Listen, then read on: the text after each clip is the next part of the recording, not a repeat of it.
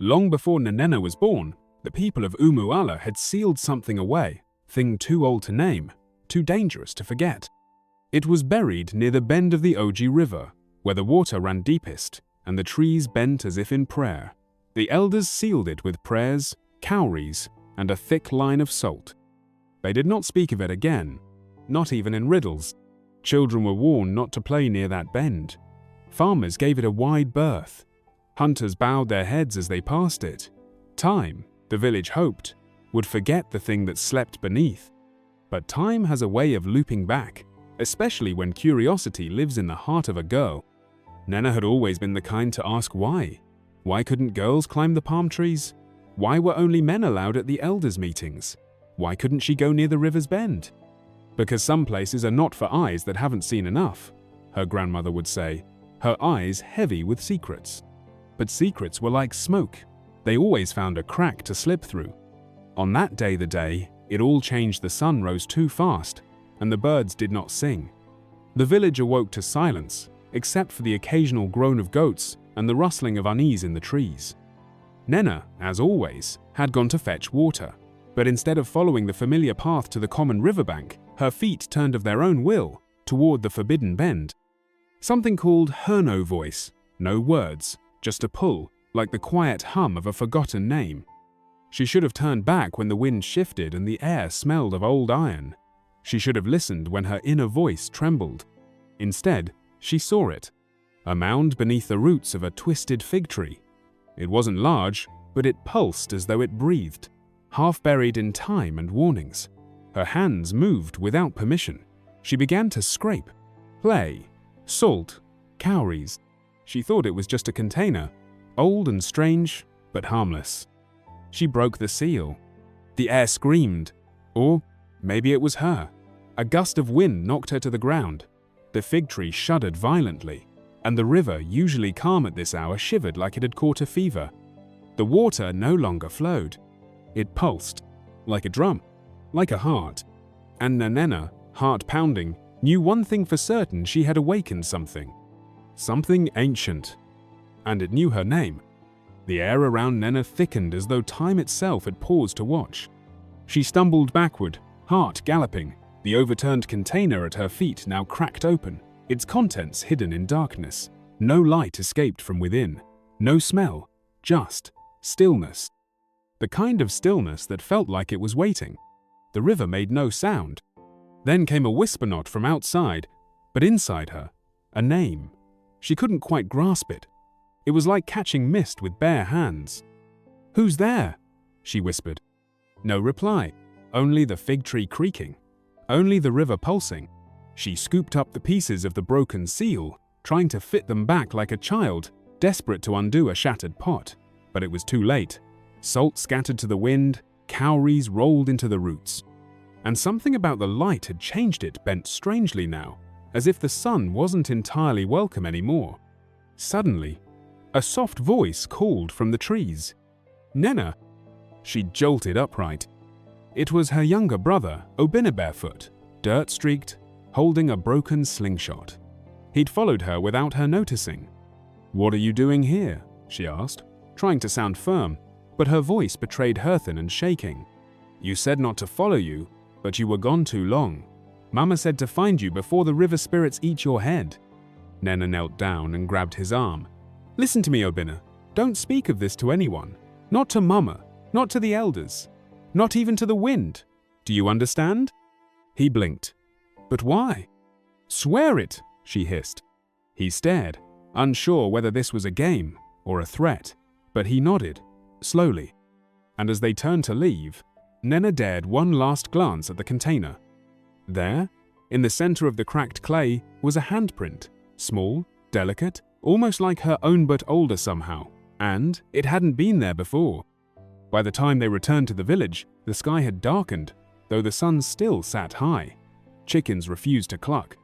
Even the dogs lay silent, eyes darting to the trees as if waiting for something to emerge. Baba Nkem, seated beneath the Iroko tree, looked up sharply when he saw Nnenna. "You," he said, pointing at her with trembling fingers. "Where have you been?" "By the river," she said too quickly. He squinted. The river doesn't flow the same. Others turned to look.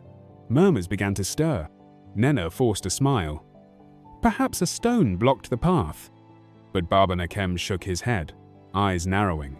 No, this is not the doing of stone or fish. Something has stirred beneath the water. I felt it in my bones. She tried to laugh it off, but her lips wouldn't obey. Because she, too, felt it. In her chest. In her blood. And that whisper inside her? It was growing louder. The old woman who stared too long. That night, the moon refused to rise. Lanterns flickered in the compound as though unsure whether to burn. Fires cracked with strange rhythm. And the air, always cool and fragrant in Umuala, after sunset carried the scent of wet earth and something metallic, something wrong. Nnenna sat outside her mother's hut, pretending to peel cassava, but her eyes kept shifting toward the forest to where the river lay hidden behind trees heavy with silence. Obinna was quieter than usual. He kept close to her, humming the lullaby their grandmother used to sing. The tune was calming, but the way he sang it slow, off-key, made it feel like a dirge. The villagers, too, moved differently. A woman stopped mid-step on her way from the stream and sniffed the air with a frown. Two elders argued over whether the palm trees had grown shorter. A dog barked once, then ran into the bush, never returning. But it was Mama Ijeoma who brought the village to a halt.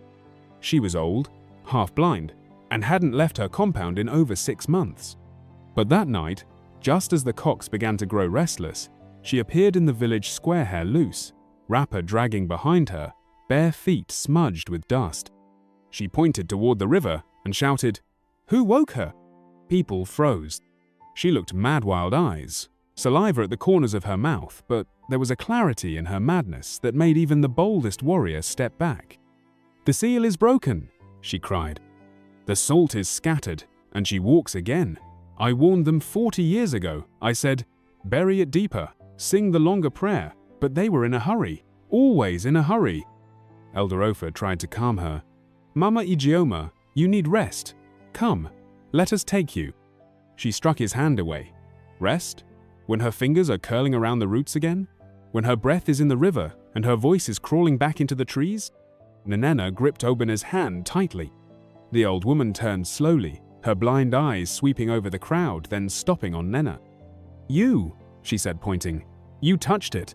Gasps rippled through the villagers. Nnenna stood, mouth open, heart hammering. "No, Mama, I didn't." But her voice faltered, and Mama Ijeoma began to laugh. A long, eerie laugh that echoed like hyenas in the night. "You cannot lie to those whose ears were tuned by the old gods," she said. "You may lie to your mother, your friends, even the elders, but not to the ones who were there when she was first trapped." "Who is she?" someone asked in a trembling voice. Mama Ijeoma's smile vanished. "Her name is too sharp for your tongue. She is older than this land, older than the river. She fed on dreams and sorrow. They called her Noir Miri, daughter of the water. But that name is just a basket over a fire." Silence followed, thick, dreadful. "Now," the old woman added, "you must pray that she forgets you, or you'll begin to see things you cannot unsee, and hear things that will never leave your ears again."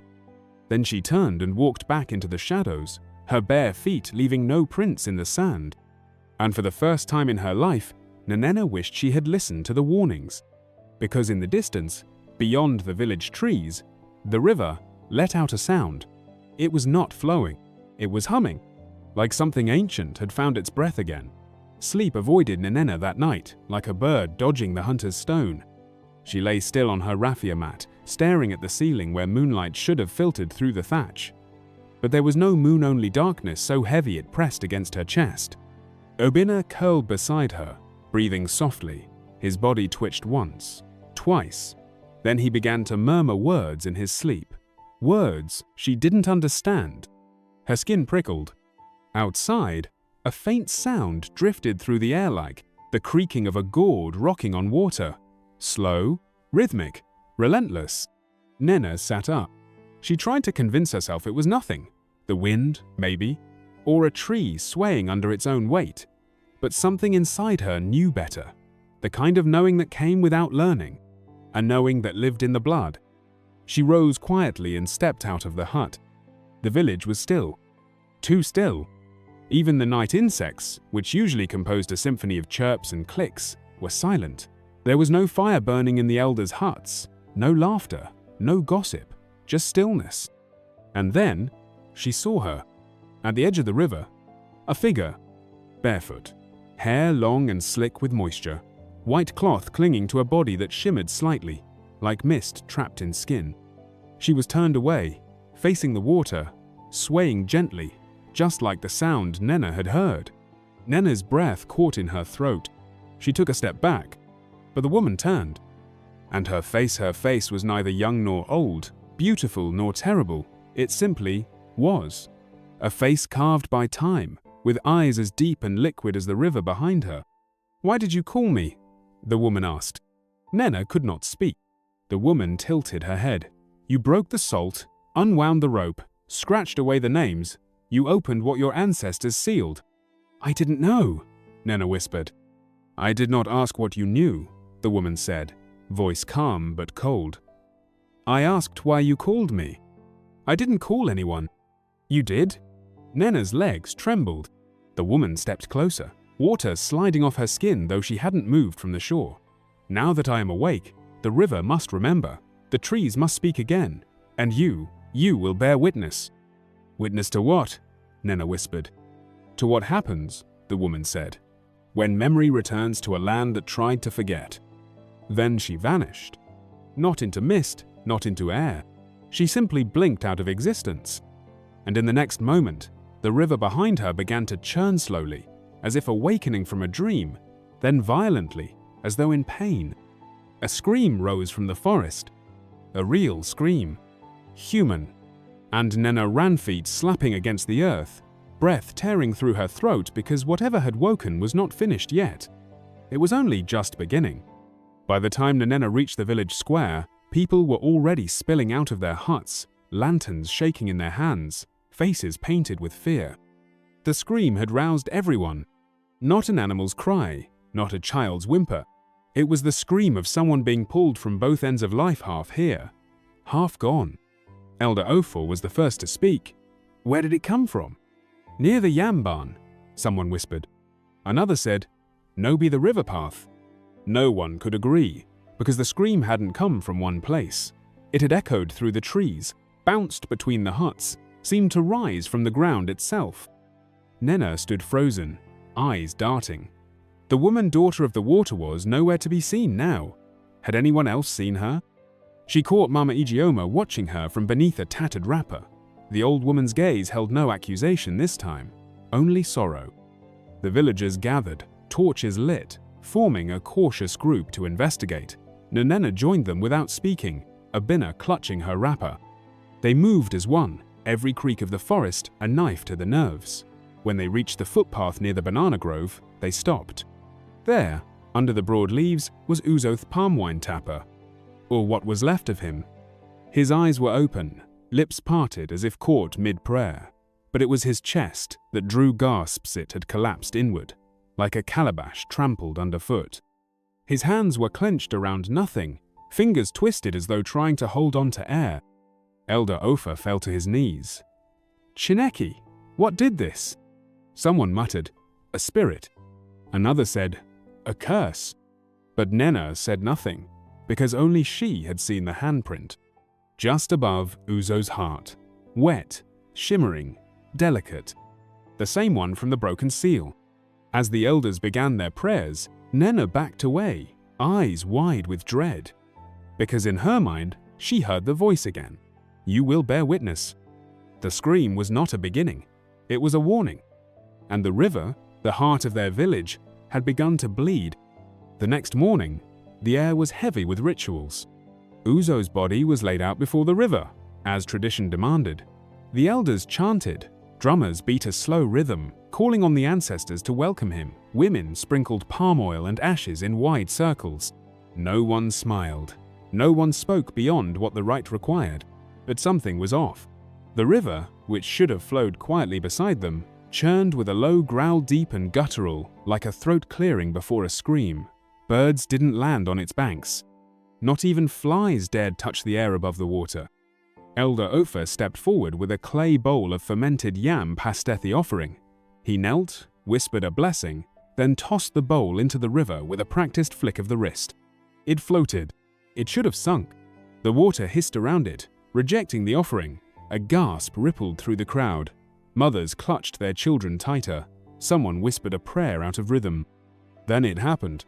Uzo's corpse rose. Not fully just enough for everyone to see his head jerk upright. His mouth opened, but no words came out. Instead, water spilled from his throat. Black, thick, bubbling. Screams tore through the villagers as they scattered. Some ran toward the compound. Others dropped to the earth in terrified prostration. A few stood frozen, too stunned to move. Nnenna couldn't run. She watched as Uzo's body, now quivering, slumped backward and began to dissolve skin first, then flesh melting like hot wax in the sun. In less than a minute, there was nothing left but bones. And the bones, too, sank into the riverbank like the earth itself wanted to forget. Mama Ijeoma, who had not moved the entire time, turned her face to the sky and wailed. "The river refuses the dead. The pact is undone." Elder Ofa looked broken. "We must speak with the remaining elders, the ones who sealed it, before more blood flows." But Baba Nakem shook his head. "There are none left. All but one have gone to the ancestors." "Who is the last?" someone asked.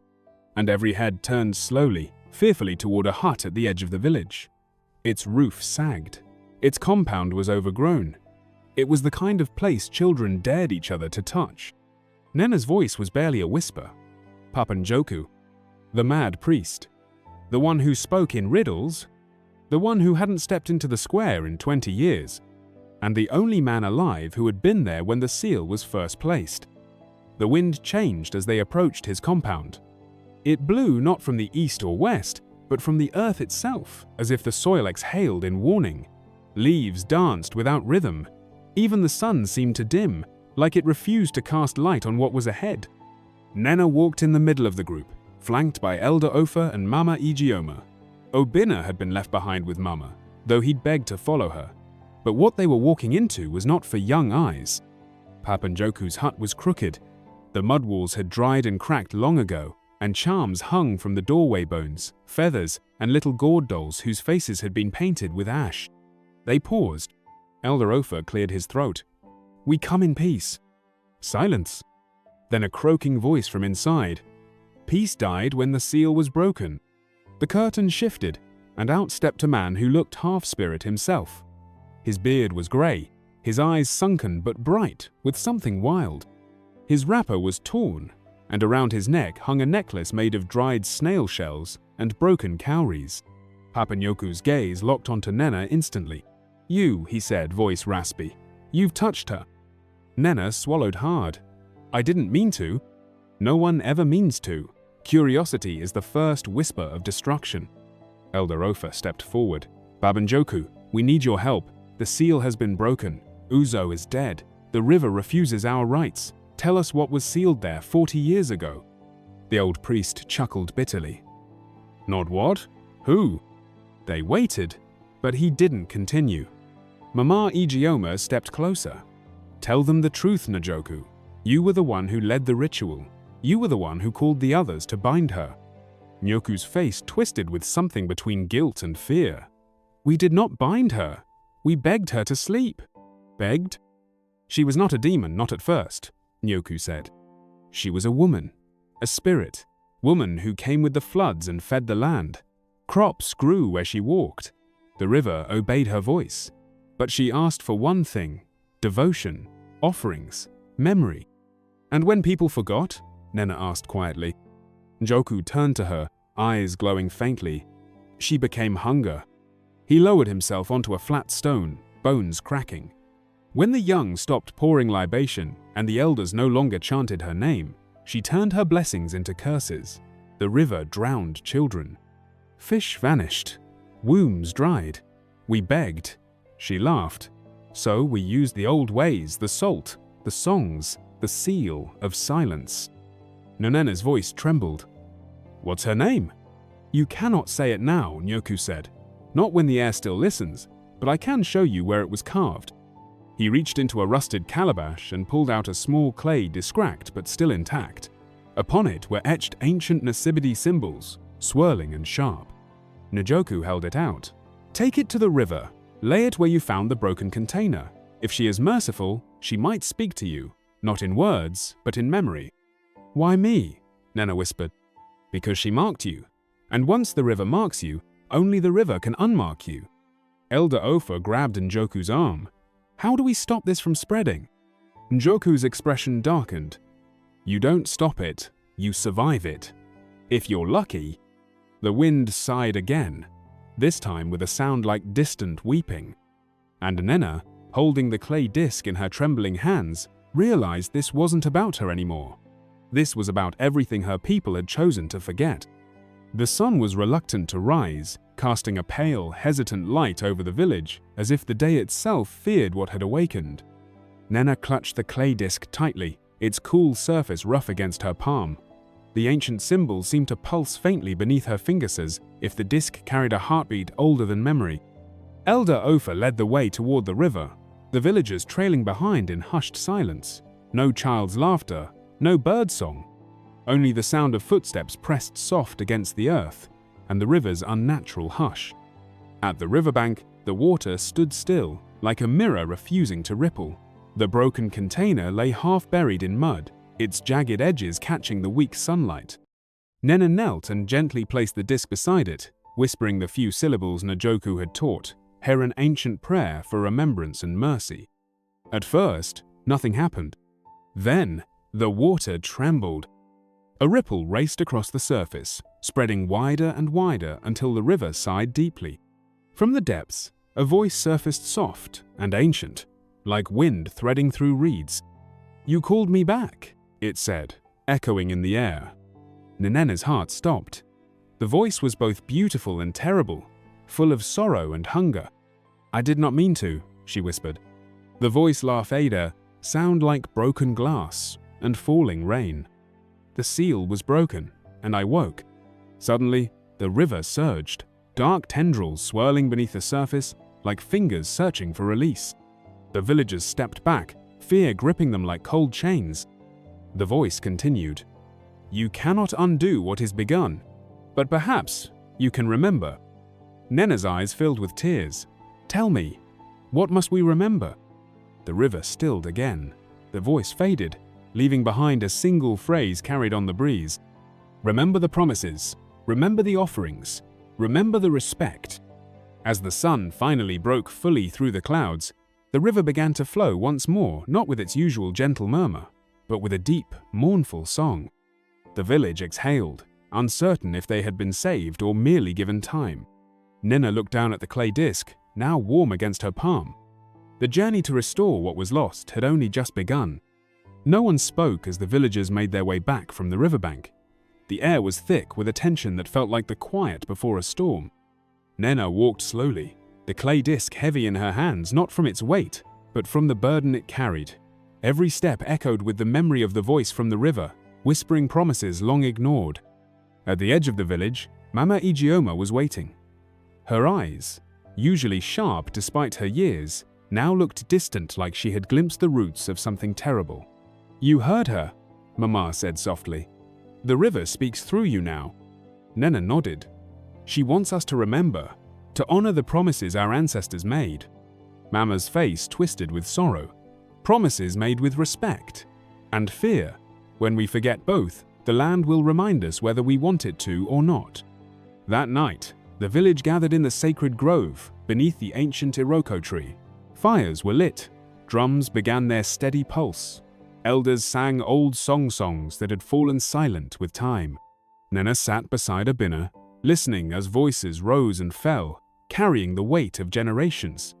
The river's warning had rekindled something deep inside them, a flicker of hope and a spark of fear. Elder Ofa stepped forward, raising his staff. "We must rebuild the bond. Offerings, prayers, a new seal not of salt, but of understanding." "But how do we honor a spirit that has been wronged?" a young woman asked. Njoku, sitting quietly near the fire, finally spoke. "By listening, by giving back what was lost, by living in harmony not just with the river, but with each other." Nnenna looked around the circle, seeing faces etched with determination and doubt. The path ahead was uncertain. The river's song had changed, and so had their fate. But one thing was clear. Their survival depended on remembering what they had almost forgotten. The village stirred before dawn, the horizon just a faint thread of light promising a new day. Nnenna stood at the center of the sacred grove, her heart pounding like the drums that echoed around her. Tonight was no ordinary night, it was the night they would face the past, the forgotten, the broken promises. The elders had spoken of a ceremony, old and almost lost, a ritual to speak the names that had been silenced, to call back the blessings that once flowed freely. Mama Ijeoma handed Nnenna a bundle of herbs wrapped in palm leaves. "This is bitter leaf and bitter root," she said. "It will open your mind and guard your spirit." Obinna watched from the edge of the firelight, eyes wide with a mixture of fear and pride. Njoku began chanting in a language older than the village itself. His voice wove through the trees, binding the night with unseen threads. One by one, the villagers stepped forward to speak the names of their ancestors, those who had once walked with the river spirit in harmony. When it was Nnenna's turn, her hands trembled as she lifted the clay disc. "I call the daughter of the water," she whispered, "the guardian and the hunger, the river's breath and its shadow." A hush fell. The fire flickered, as if caught in a sudden breeze. From the darkness, a gentle voice replied, not angry, but weary. "Remember me." Tears streamed down Nnenna's face. The river was no longer a threat. It was a living memory demanding respect. The ceremony did not end with triumph, but with a promise that the village would walk with the river, not against it. And in that night, under the watchful eyes of ancestors and spirits, a fragile peace began to bloom. The village awoke under a sky washed clean by rain, droplets still clinging to leaves and earth. The river, once restless and wild, now flowed with a gentle murmur, as if sighing in relief. Nnenna stood by the water's edge, watching her reflection ripple and blur. The clay disc lay beside her, warm and quiet. Obinna's small hand slipped into hers. Is she really listening now? Nnenna nodded, unsure. I think she wants us to try, to keep our promises. The elders gathered, their faces etched with cautious hope. Elder Ofor's voice was steady but softened by the weight of what they'd faced. We must rebuild the bond slowly. Each day, each offering, each prayer is a step toward healing. Mama Ijeoma handed Nnenna a small woven basket filled with seeds. Plant these by the river. Let the land grow what the spirit once gave freely. As they worked, a calm settled over the village, but beneath it lingered the memory of fear, a reminder that balance was fragile. That night, Nnenna dreamed. She walked along the riverbank, the water whispering secrets only she could hear. You carry the weight, the voice said softly, but you were not alone.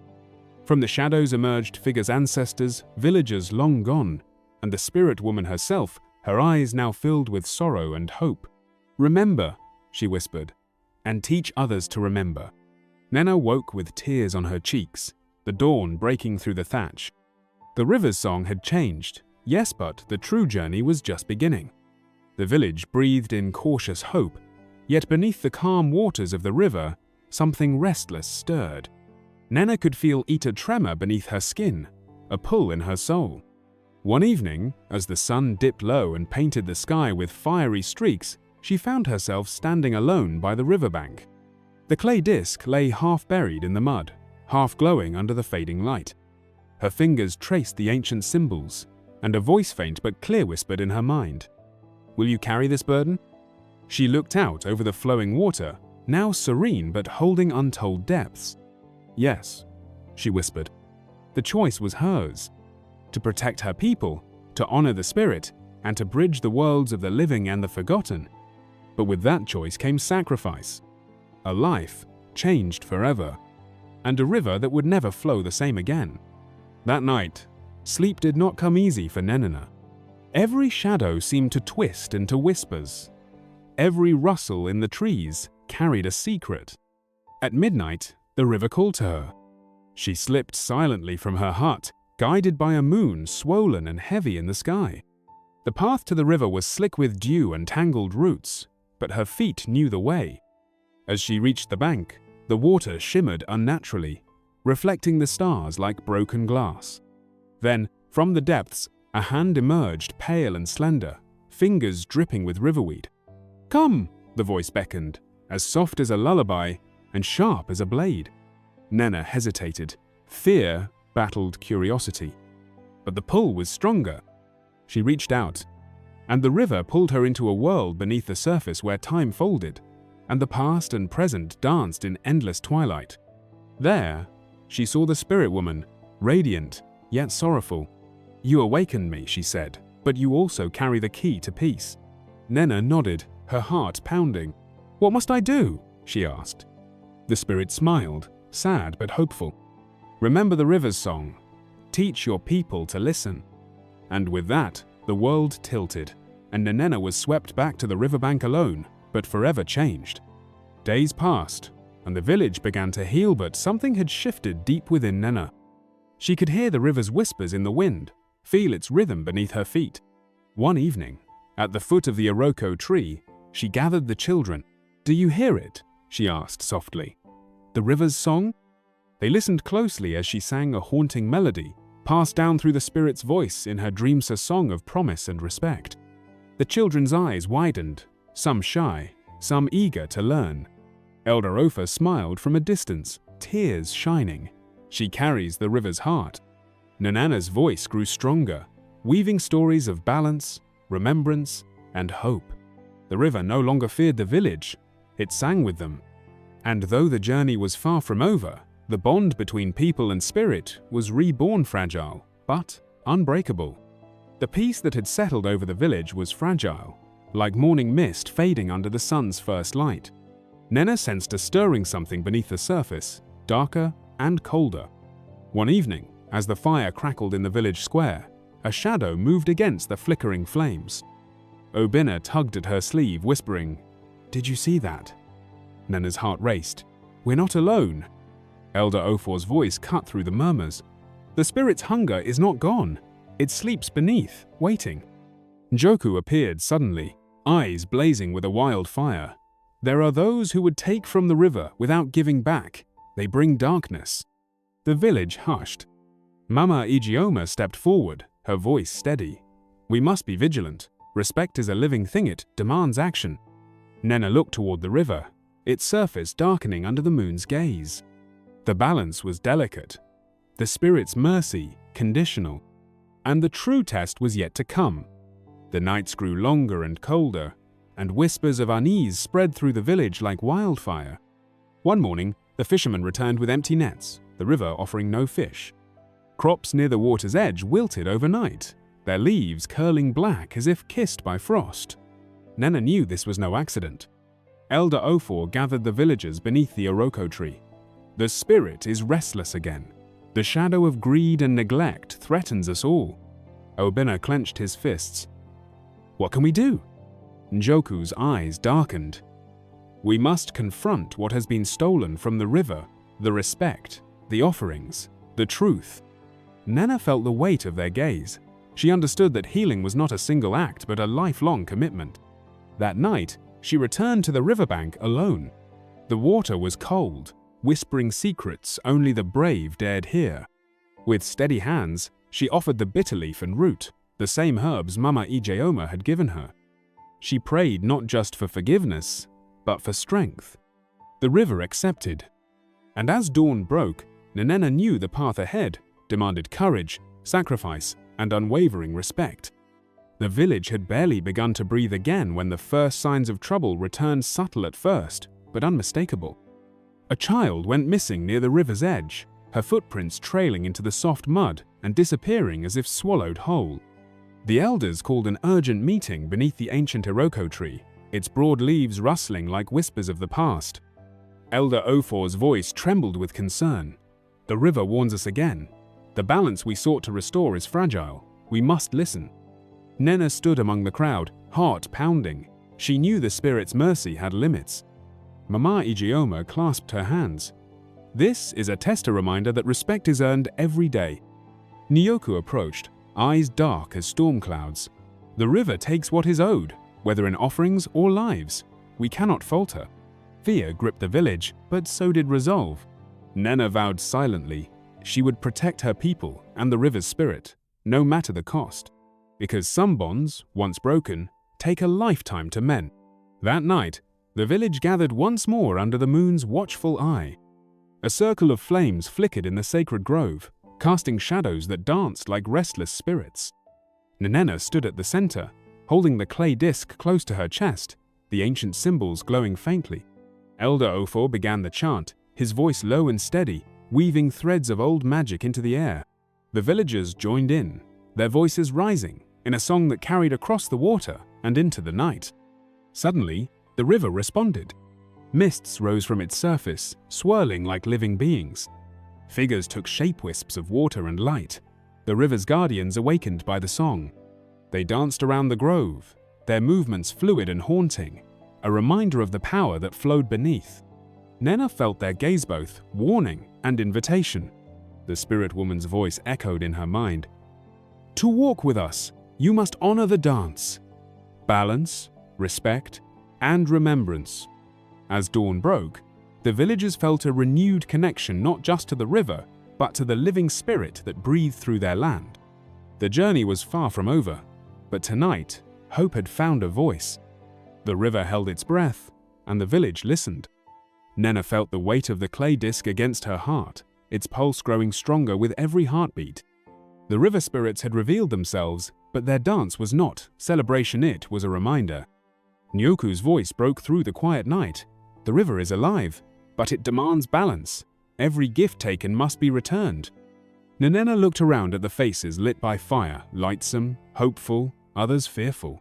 Balance, she repeated softly. It's not just about offerings or rituals. It's about how we live, how we treat the land, the water, each other. Mama Ijeoma stepped forward, placing a hand on Nnenna's shoulder. You carry their memory, their song. Teach us. A breeze stirred the leaves, carrying with it the faintest scent of fresh water and earth. The river was watching, waiting, and the villagers knew their future flowed with its current.